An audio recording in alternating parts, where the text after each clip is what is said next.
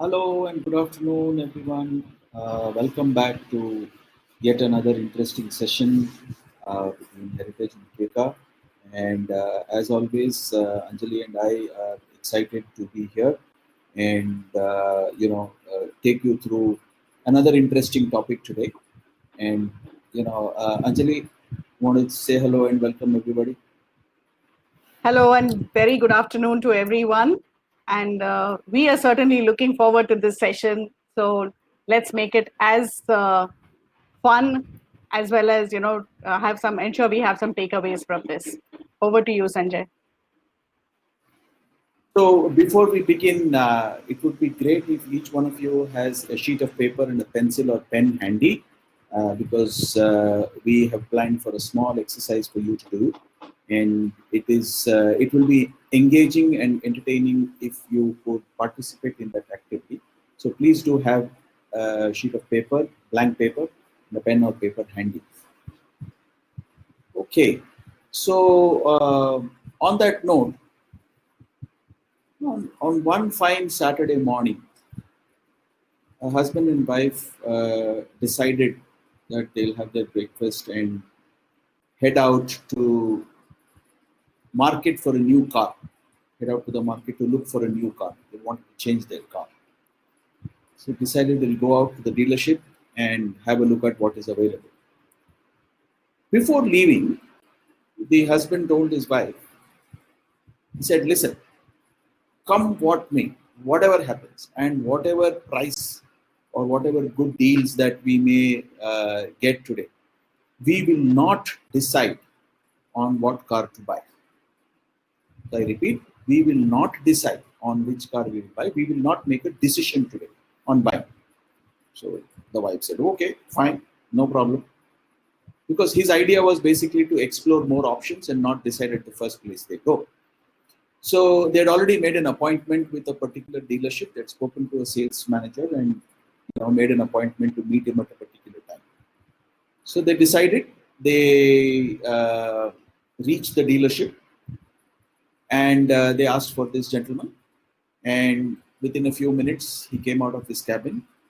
And the first thing he did is he came and said, hello. So for the sake of this discussion, let us take the name of the customer as John.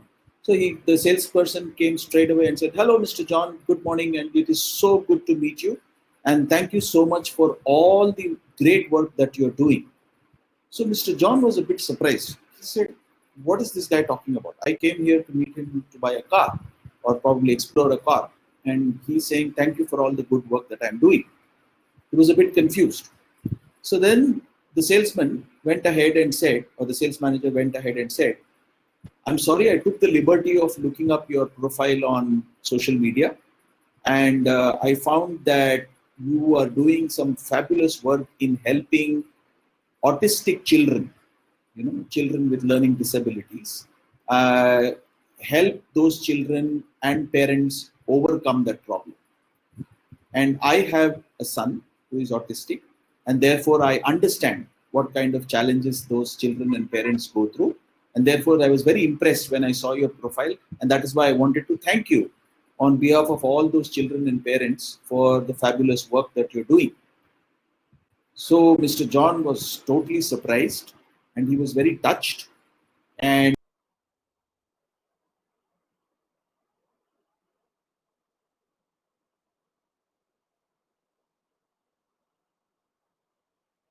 Okay, so I think while Sanjay comes back, let me continue with the story. Uh, so John went on to have a very heart-to-heart conversation with the salesman, because the salesman was able to really relate to John and his family, and they had a chat which left John feeling very happy and very satisfied with the way it was going. So while they had come to see the car itself, it was more about getting to know each other and understanding each other. That was the way the conversation was going. Sanjay, over to you. no, I sorry, want I you got to cut finish off. the So story. So we just yeah, so the sorry for that interruption.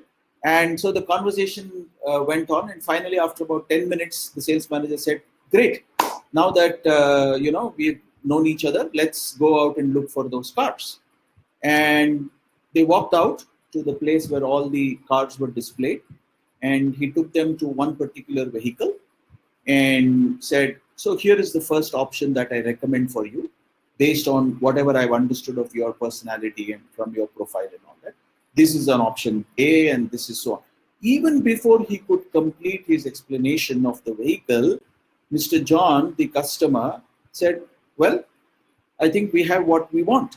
And so I guess this is what it is. So now if you recall, before they left home, Mr. John was adamant in his mind that he would not be making a decision to buy a vehicle today. He just wanted to explore options. And now, a couple of hours later, here he was, already made a decision without even exploring any options. So what do you think happened here?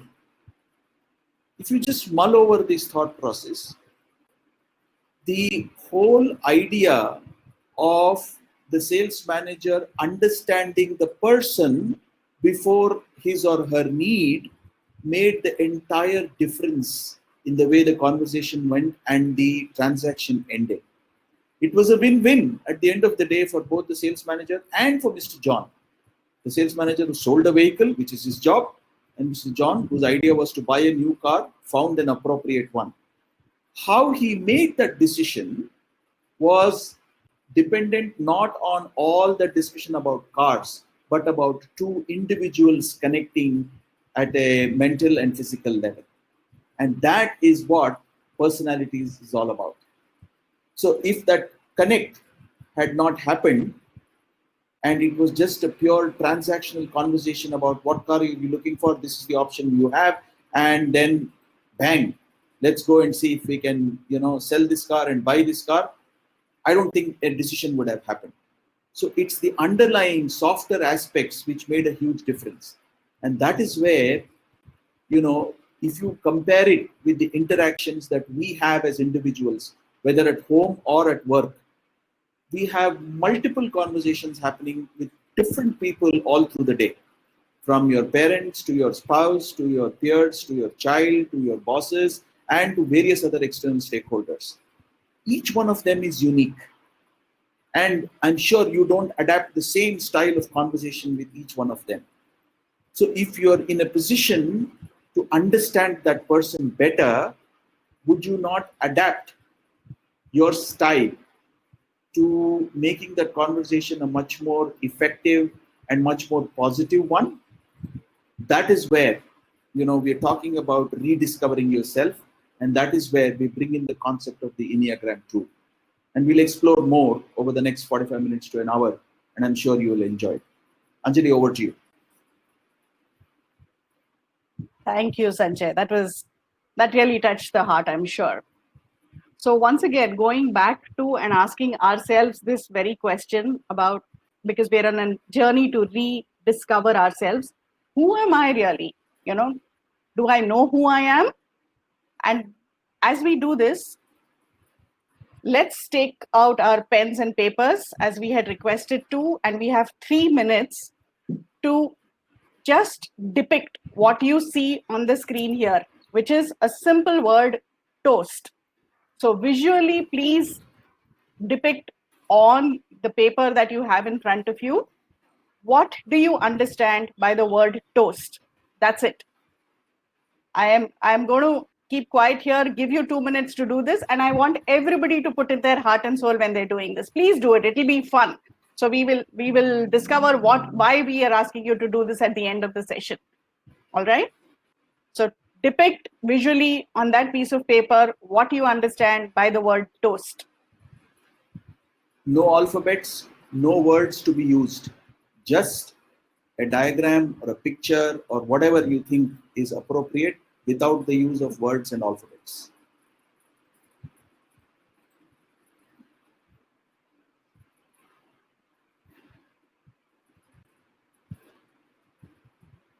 So we have one done, Sanjay, already. 2, 3, awesome.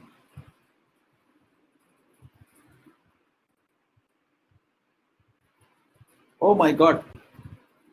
our participant group is absolutely brilliant and fast. Fantastic.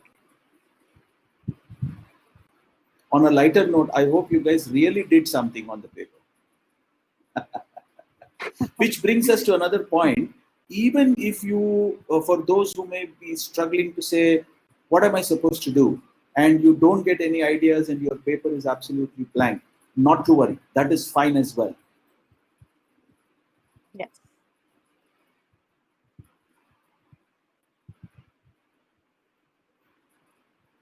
Awesome. We'll give you another minute or so because a lot of the people are already, saying that they are done, which is obvious, and at the speed at which they are done. So Ganeshji, we will ask you at the end, we will talk about this. So you may be able to share your diagram. We will see how we can do that.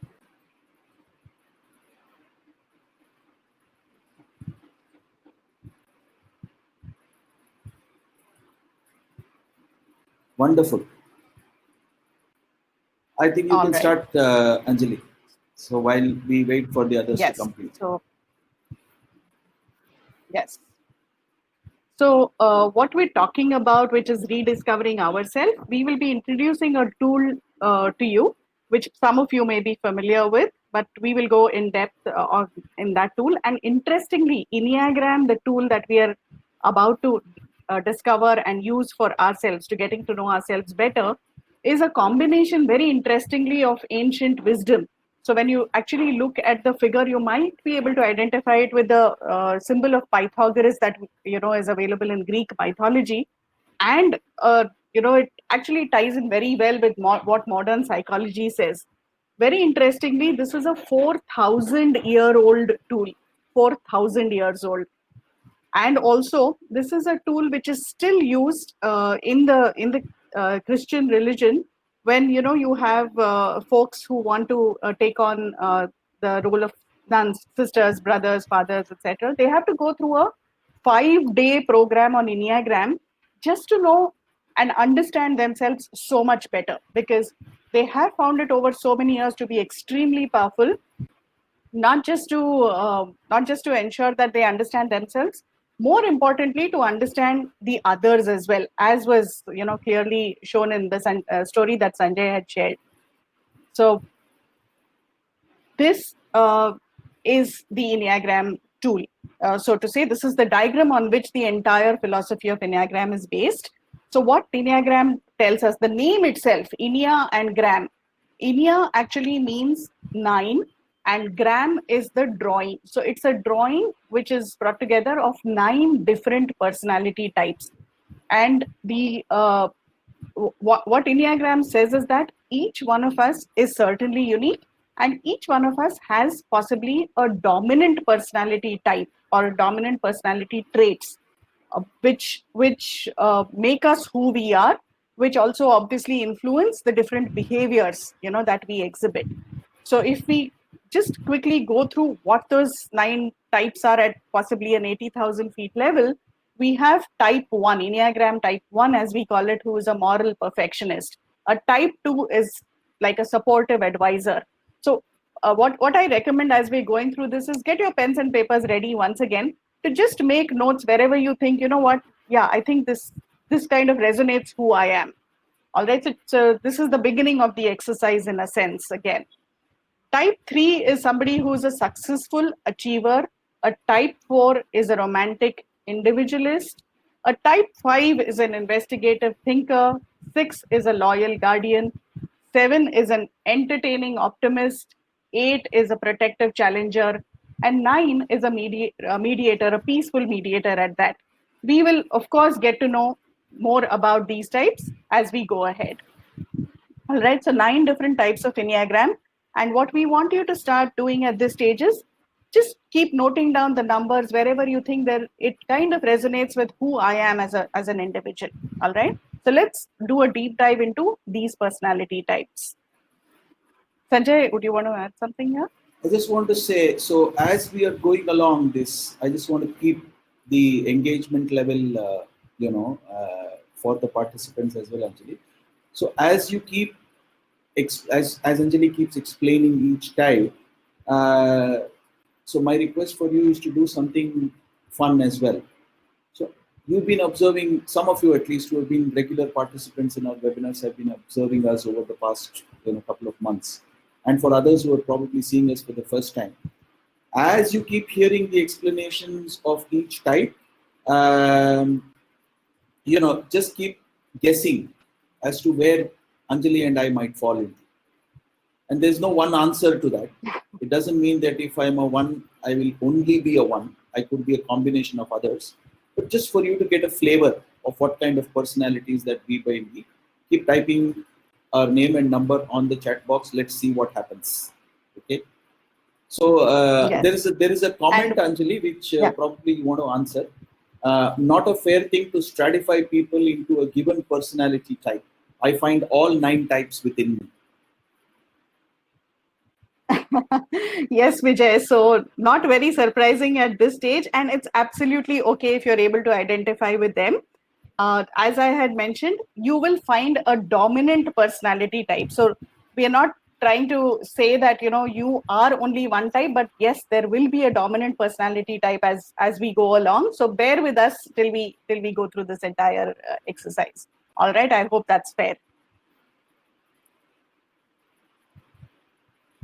So what we're trying to tell you, the first step actually, as you're identifying your dominant personality type, please think about, do I operate from my gut? Do I operate from my head? Or do I operate from my heart? Just think about this, all right? And why I'm saying this is that we all have, again, one dominant center of intelligence, okay? However, this does not mean that we do not use the other two at all. No, that's not where I'm coming from. One dominant center of intelligence. So we all use our gut, heart, and head in different ways and at different times, depending upon the situation that we are in. But you know what? We kind of default to a favorite one. And that leads to our dominant Enneagram center of intelligence. So keep thinking, keep mulling over this. So this is actually the beginning of the process of finding your Enneagram type. Okay, so think about this while we look at, so what is a gut? How do you operate from the gut? So people who operate from the gut are typically the ones who are very straightforward and direct. In fact, some of them could be even confrontational. So this is from your body. Actually, your body kind of resides in the gut, so that's where you're operating from.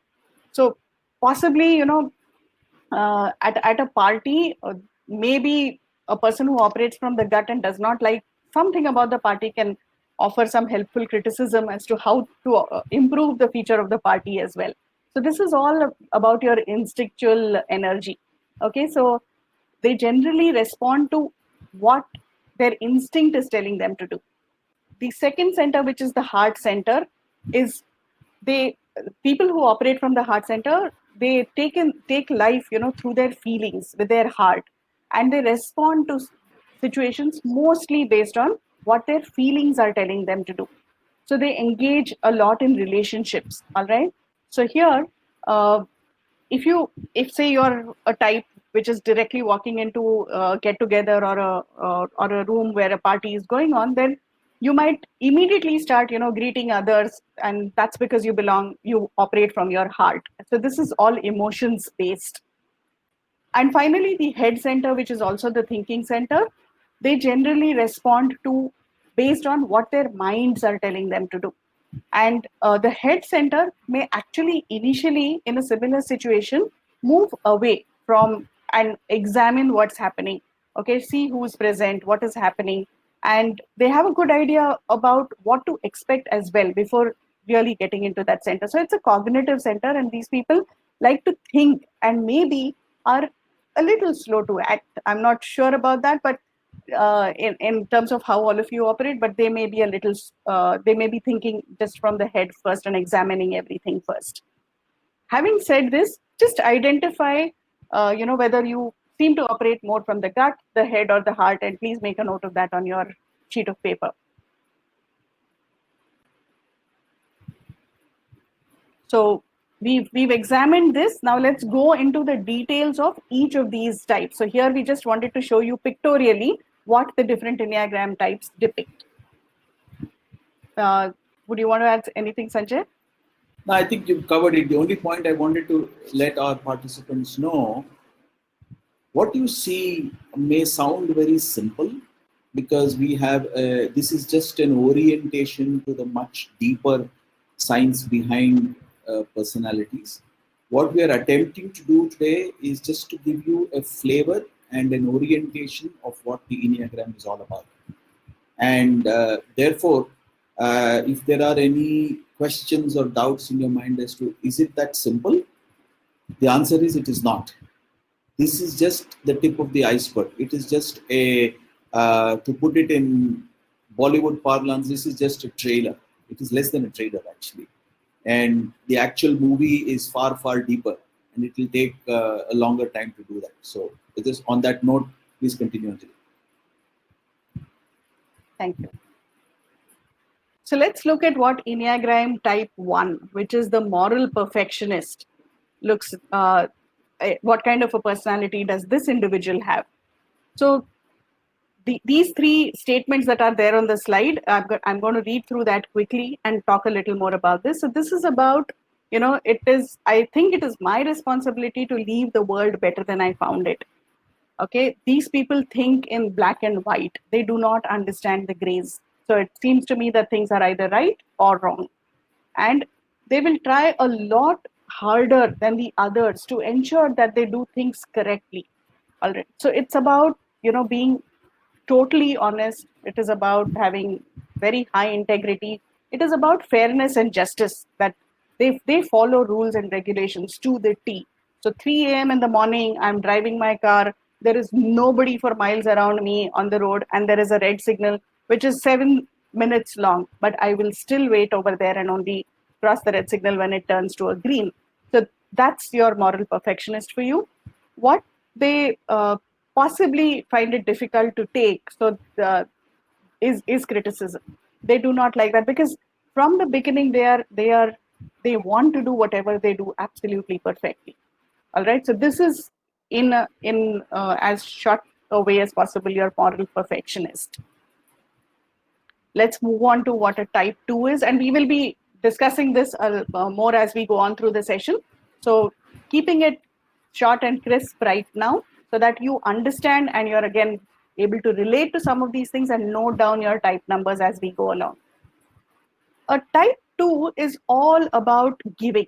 Okay, so when it comes to taking care of others, a type 2 will be there for you for sure.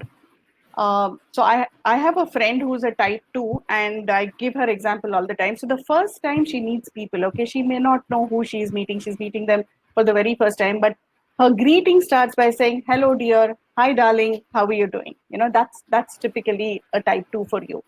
So taking care of others, I have no clue how to say no. And I am very, very comfortable giving all the time. So, so if a type 2 goes for shopping and wants to buy, say, on her list is written 5 dairy milk chocolates, without a doubt, a type 2 will end up buying at least 7 or 8, knowing that if there is an emergency and if I need to give, I should have that with me. Similarly, when people ask me, what is it that I need, what a type 2 needs, type 2s will never be able to give you that answer. Surprisingly, on the other hand, they want to do this so much, that they want to help others so much that they become a little demanding at times.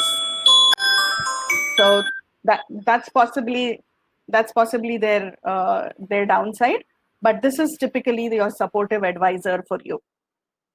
And to move on to the type 3. So type 3s are someone who always want to come across as a winner. Okay, they are very hardworking. They want to accomplish all their goals. They love not only setting goals but also accomplishing those goals. So it's all about rather efficiency. How productive can I be? How can I be acknowledged as the best? So if a type 3 walks into a room, they would love it. They would like to become the center of attraction. They would like to be noticed. And that's not because of anything else. It's because I love to be a winner. I like to always come across as somebody who's standing out there in a crowd.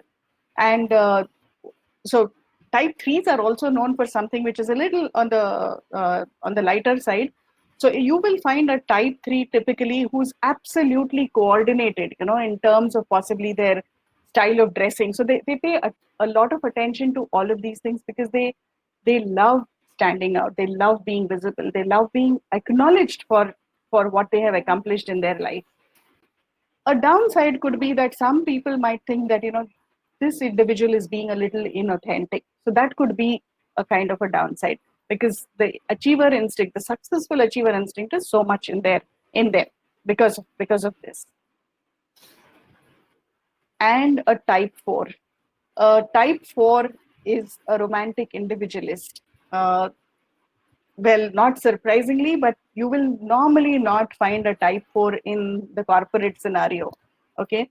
These are people who like to be aloof, but believe that they are very unique. All right.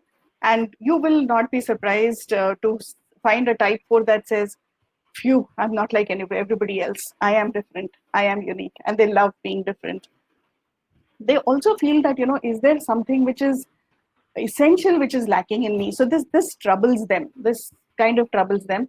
But the Michelangelos of the world, the Da Vinci's of the world, the writers, the writers of the accomplished writers in the world are in a way loners. They're romantic individuals, and they are all type 4.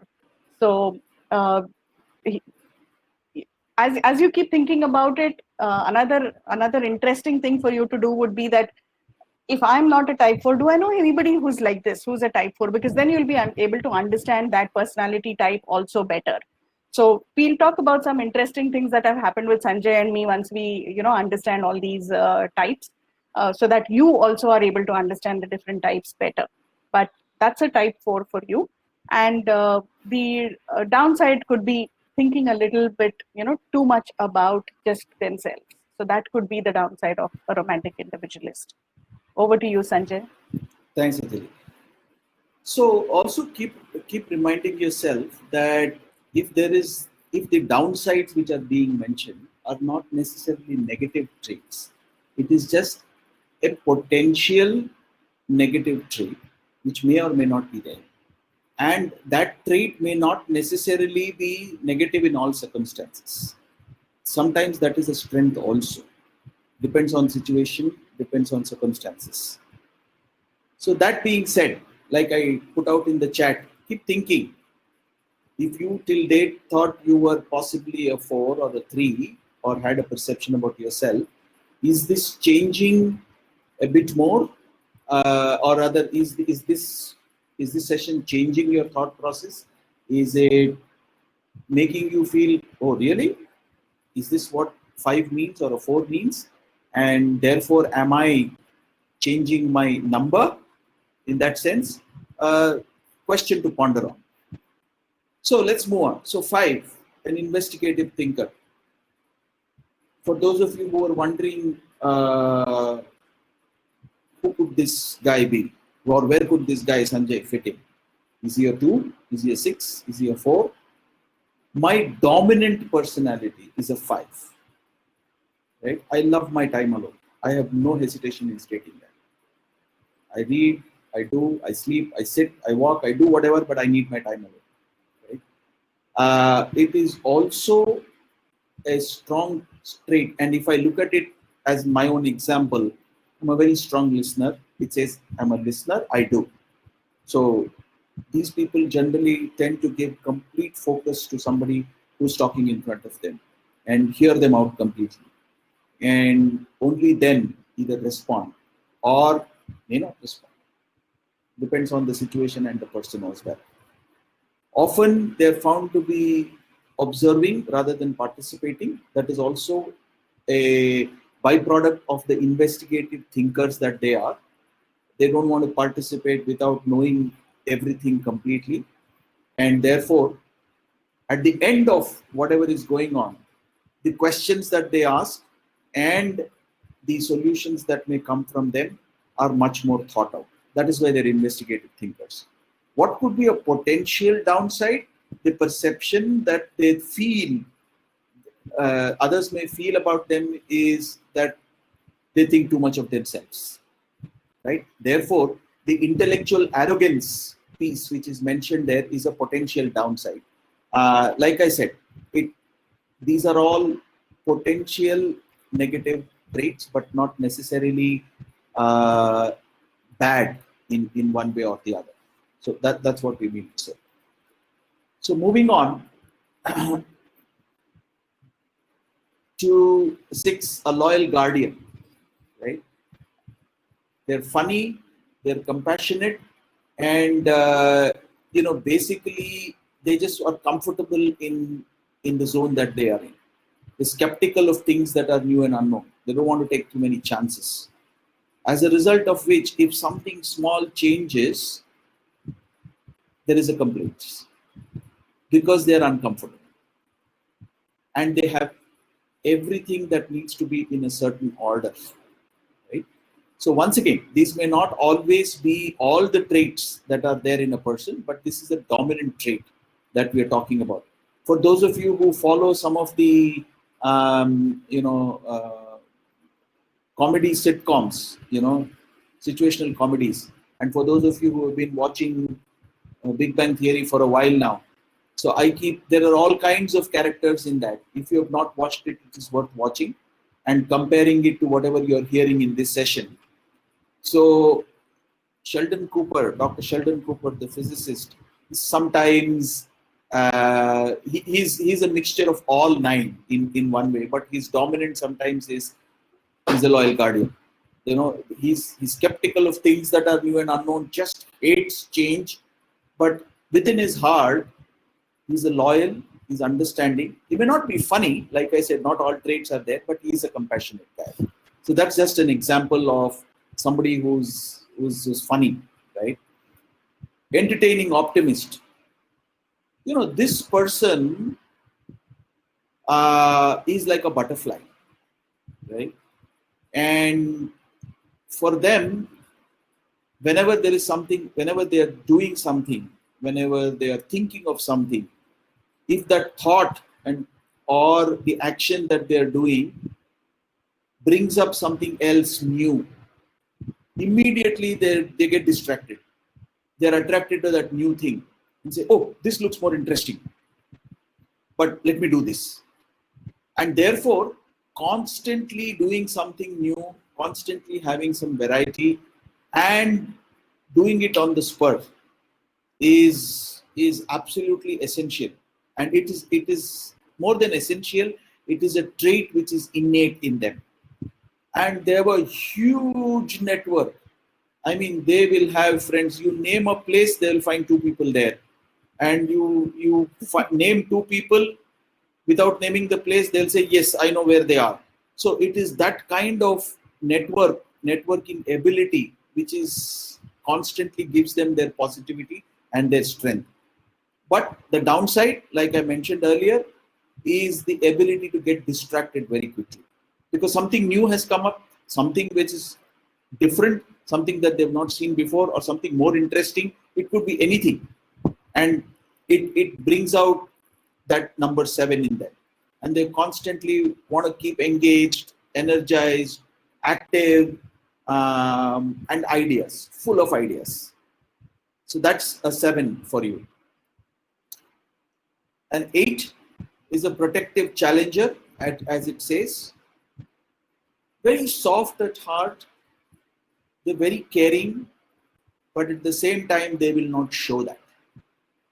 They come out as somebody who's very, very strong, and the tendency to speak in a curt manner, but their purpose behind that facade is to make sure that the people or the situation that they are in is protected, and they challenge that. So they fight till the end. Because of that nature of actually bringing out the fight in them to constantly make sure that they're protecting their people or the situation or the circumstance that they're in, the tendency to get abusive. Is it intentional? It is not. It is not their innate nature. but it comes out in that manner because their purpose behind it is because they are protective in nature, and they make those decisions fast. Anjali spoke about heart and gut earlier. It is that gut which comes out instantly. Danger, protection. Danger, I don't mean to say a typical dangerous situation. I'm just saying some kind of danger that they perceive in the situation.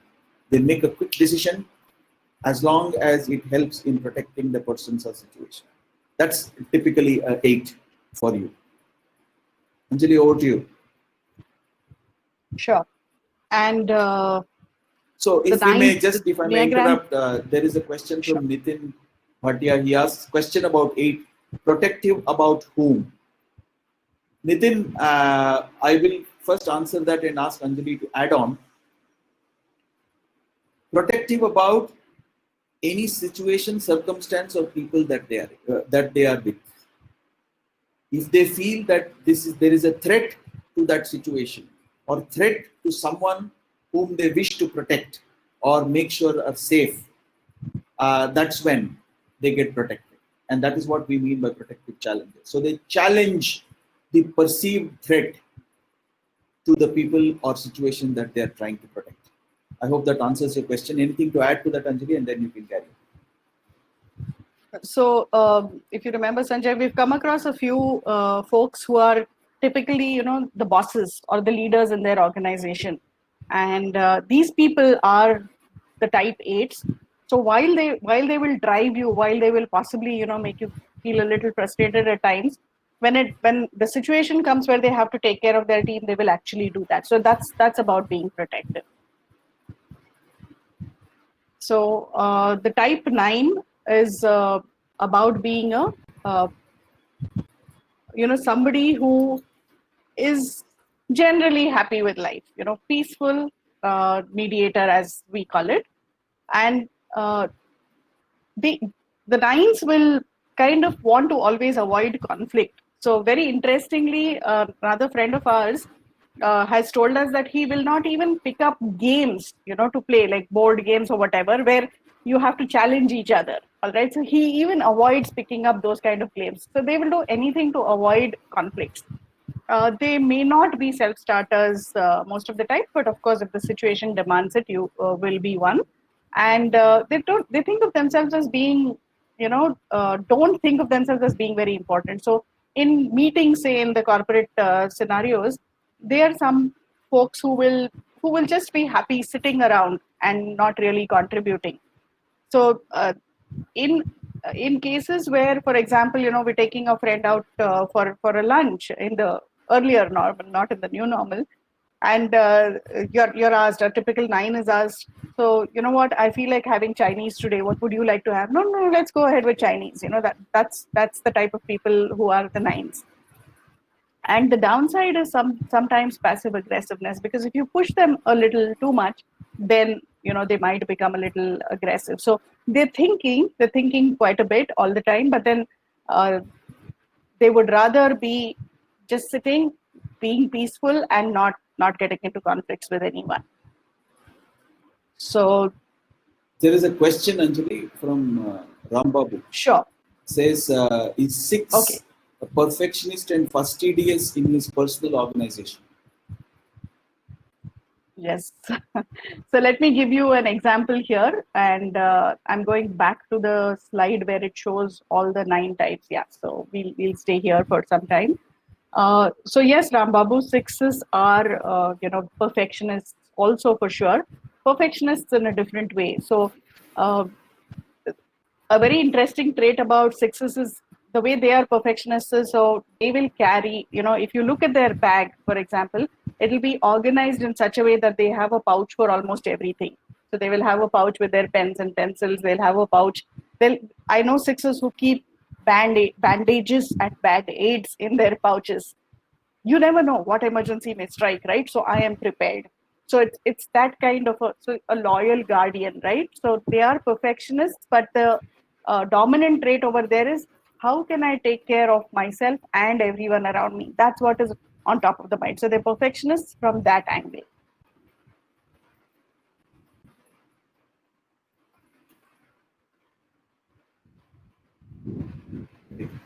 You can continue.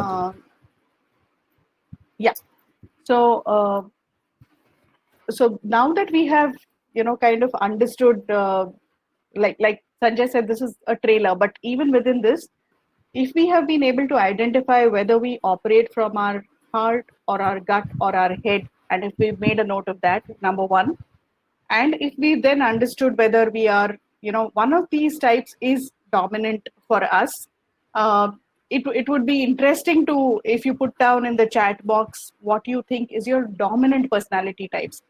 And do not be concerned if you think I seem to be a 1 and I also seem to be a 6, I seem to be a 3 and an 8. It's absolutely okay at this stage. So what you do is just write down those numbers for us, and once we get an idea about who all we have in our audience, we will go back to the toast exercise for just a bit. So waiting to see your number. So Karthik says he's a 7. Good, Karthik. I'm happy you've been able to. I'm a 7 too. So a 2 and a 7, Smita. Not surprising at all. Sunita is a 4. Chandni is a 2. Not sure, 5 or 4. So 5 is more with data. So 5 operates on data.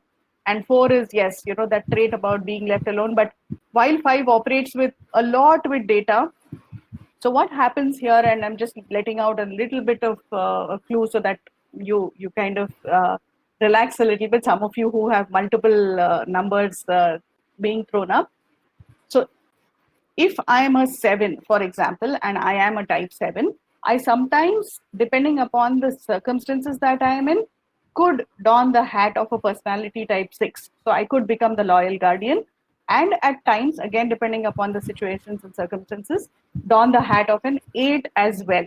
All right. So the numbers that are next to your dominant personality type are your winged personalities, as it's called.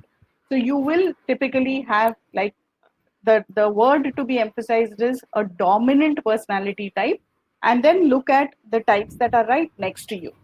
So I think Jan Philip said 5 and 4. Not surprising that you're a 5 and a 4. But out of these two, which is your dominant personality is what you will have to identify. So Sanjay, I'm going to take. We are at about 15 more minutes, so I'm going to maybe give a couple of examples, and I'd like you to add on. Sure, please. So how this helps? Thank you. How this helps is, where to give you an example from my personal life. So my brother's daughter, we were all, as a family, we always thought that she's very good at the mathematics side of things. She's extremely logical. She always did well all through her schooling years in math and in physics and chemistry. Typically, how our mindsets work, right? So for a very long time, we were all pushing her towards actually taking up something to do in the engineering field. So we gave her different options, and we said, get this first, solid degree with you. And when she actually went in to pursue that education, which was the typical maths, physics, chemistry, MPC in her 11th and 12th, she was failing miserably. And I really mean it. A girl who was otherwise outstanding in her academic studies till her 10th standard, aced her boards, but here she was actually failing.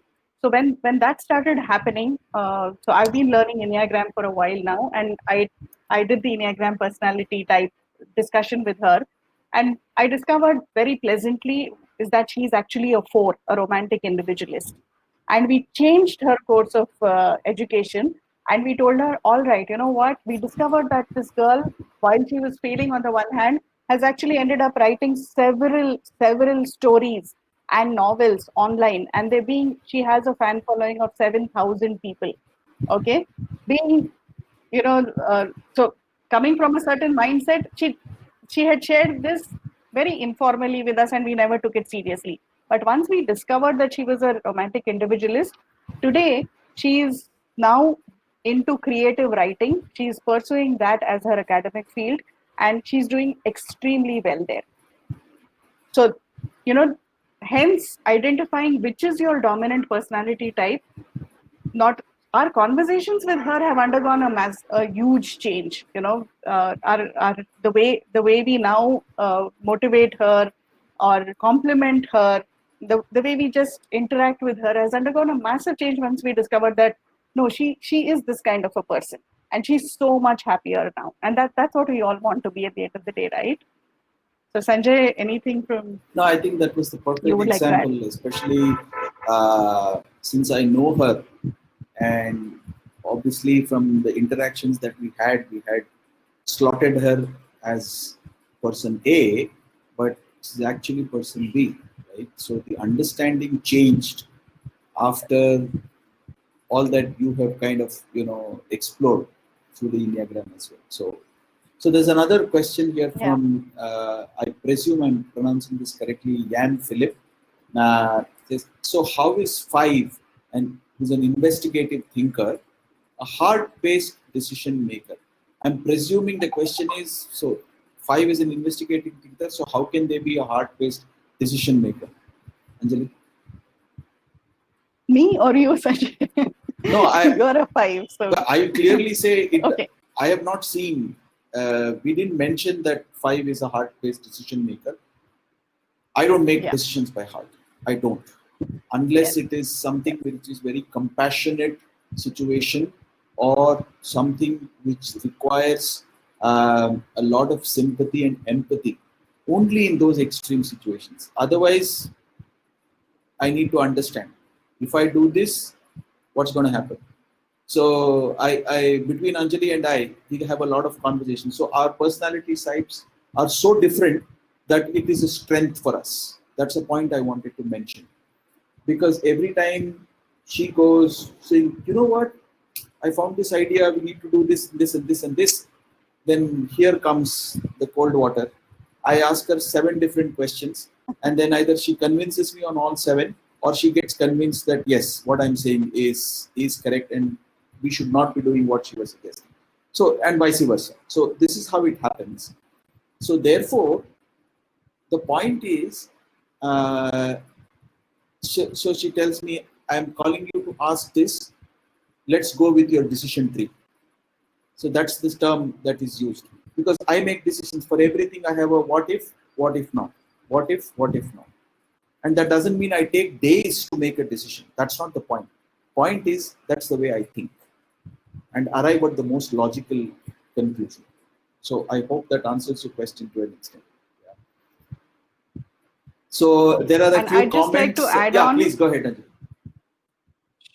So, to the question that was asked by Philip, I would like to add on that fives definitely and only think from their head. They do not think from their heart. So, the personality type, which is 5, 6, and 7, are the ones who use their head. 5, 6, and 7 are the head users. The 8, 9, and 1 are the people who think from their gut, who act from their gut. And the 2, 3, and 4 is the heart. So fives are head. Yeah, so to add on to that, Tanmay says is thinking from the gut, head, heart can be mapped to specific personality types. Because even I think I'm a 5, but do think from my heart. So Tanmay, my answer to that, since I'm a dominant 5, I will join you in that and saying, yes, we do, but it depends purely on the situation. So let me give you an example. Uh, Over the last 2 months, our maid who helps us at home for all the cleaning and stuff, she's not been able to come, right, because of the entire situation. So that decision was very easy for me to make. It was pure compassion. So there was a lot of discussion going around friends and family outside of whether we should pay them because they didn't come and all that. I said, no way, I'm not even thinking, I'm paying. Because I mean, these are difficult times, and everybody. Just imagine somebody who's earning by working in 6, 7 different places and trying to make a living out of that. Why would you want to deny that person? Because she is willing to come, but the situation demands that she can't, right? So the head analyzed all this to say these are the difficult circumstances. And what did the heart say? Heart said, of course you should pay. Please help wherever you can. So I hope that clears. We do think absolute head comes first, but for if the heart says yes, then the head asks why yes. So we still do the head and then finally make the decision. So yes and no. So question from Dimple Anjali is, do we have a test which can help us understand the personality type, like a questionnaire or something similar? So there are a few tests which are available free and paid as well, but Enneagram practitioners do not recommend using any of those tests. It is about really getting to know yourself, rediscovering yourself. So do a lot of deep dive within yourself and then identify your dominant personality type. That's always the right answer. It's not about giving a test and then discovering yourself. No. Okay. And there is, so Rambabu asks, is not able to use, the inability to use, I'm rephrasing the question, I think I got it right. The inability to use all the three, gut, heart, and head. Is that not a developmental issue? So, when we introduced the centers of intelligence in that sense, we said that we all use all three, our gut, heart, and head, in different ways. All right. It is, but you have a favorite one, and that's your default one. That's your dominant one. So we have to, and we do use all three. It's just that there will be a default favorite one that you have. I hope that kind of answers your question, Rambabu. And can people change their types in the course of their development is actually was the first question. So I guess that kind of answers is yes, it does. Smita and Karthik, thank you for your kind comments. It's nice to hear that. So we keep trying to do these different things rather than the standard, stuff about.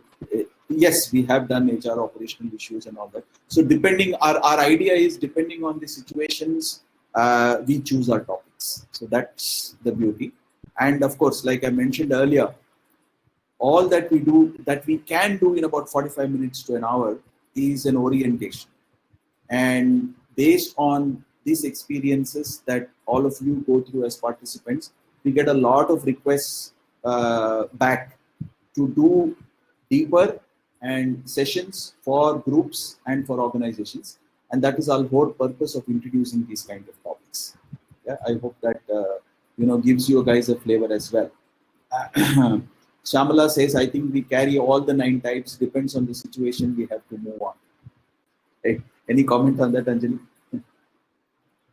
So, Shamla, all I would like to say is, it is, we recommend that you do identify which is your dominant personality types. It helps in a lot of ways. I gave you the example of how we dealt with, my niece, or how Sanjay and I interact with each other, knowing what our dominant personality types are. So you will realize the advantages and the benefits of identifying who you really are. What is the dominant personality that you have? Because all your interactions, how you deal with various situations, all of that will undergo a change. So my recommendation would be to do pay some attention to that. So there's another question and says, can people change the personality type depends on situation and how to use it for our best? Absolutely, and that is the whole purpose of the Enneagram. It is not just about taking a test and answering some questions and identifying yourself. It is about exploring through situations. And therefore, while this is an orientation session, this is a much longer, deeper, and much more insightful sessions done over 2 days for many organizations that we have done. So if any of you from your organizations or for your groups want to explore this in much more detail, we will be more than happy to do such workshops for you as well. Right? So, I think my statement was at perfect timing because there is a poll which says, which has been put out by the team, KK team, which says how many want a more deeper session on this. 74%, about 14 people have said yes out of the 19, and some 5 people have said no. So I think that kind of speaks for itself on the utility and the different type of engagement that this tool can develop for people. Anjali, over to you. Yeah, so like Sanjay was saying, interestingly, we've done these sessions for even teachers at a school and professors at colleges, because once again, they have to deal with so many different personality types through the days. That's what their profession demands.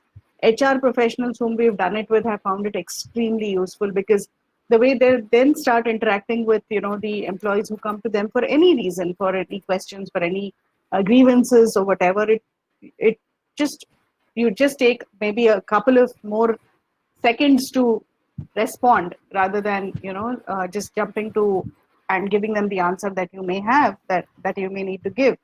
So this has been very helpful for a lot of those people. And since we'll just give you the example of, again, my elder daughter and me, we always used to be at loggerheads with each other for so long. I mean, one interaction with her and the rest of my family would actually think that, all right, so here they are, you know out to get each other. But then once she and I went through our enneagrams again together, for the last almost about a year and a half, I think it's been she having the patience to listen to me and to listen to my points of view, and me, of course, taking those 3 4 5 steps back before I react. And because I was always worried about her. She's always out there. She always has answers. I felt that she was that kind of a person. But today, I think, thanks to Enneagram, our relationship is so much sweeter, if I may use that word. So one So, last question before we sign off, because we're almost out of time, Anjali. From Jan Philip yeah. again. Are there any compatibility maps between types, just to understand which one gels better with another? Yes. So the different types, like we said, there is a dominant personality type you have, and so if mine is a 7, uh, a a, pers- a certain personality type, which is in my case a 3, can actually stress me out. Okay, whereas I get along, if I'm dealing with a 1, I'm actually I feel I'm in a very safe place, and I can deal with a 1 very comfortably. So yes, there are a few personality types that can stress you out, and there are a few others that can actually make you feel really calm, composed. And so, like Sanjay was saying, again, if you see the arrows that are going over here also, you will see an arrow, a line connecting 7 and 5. So 5 and 7 and 7 and 1, that's a very comfortable relationship to have for a 7. So this particular diagram shows you the ones with which you will be very compatible and comfortable. Awesome. Awesome. So I think we've run out of time and questions and comments. So once again, on behalf of Anjali and I and the entire Dika team, thank you so much for always being very engaging audience and for all the wonderful questions that you ask. We do sincerely hope you enjoyed this session, and we'll be more than happy to do exclusive workshops for you and your organizations if you so wish.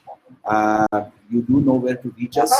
Anjali, do we have that last slide where we have our, or if we don't have our contacts on here, you can get in touch with us through Keka as well. And of course, our website is also there. You can visit us, and we'll be more than happy to do some sessions for you. Yeah. Thank you so much. Stay safe. Have a great weekend, and look forward to having you all in the next webinar again. Bye for now. Thank you so much. Thank you so much. Bye for now. Take care and stay safe, everyone. Bye-bye.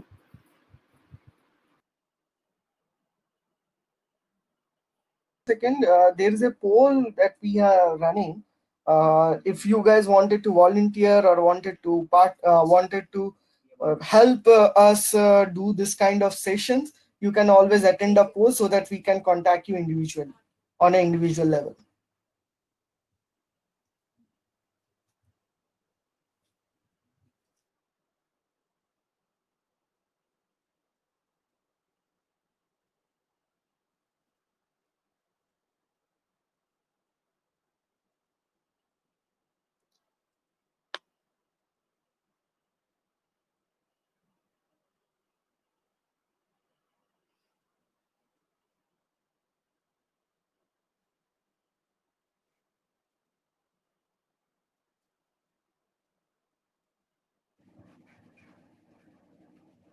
Dixit.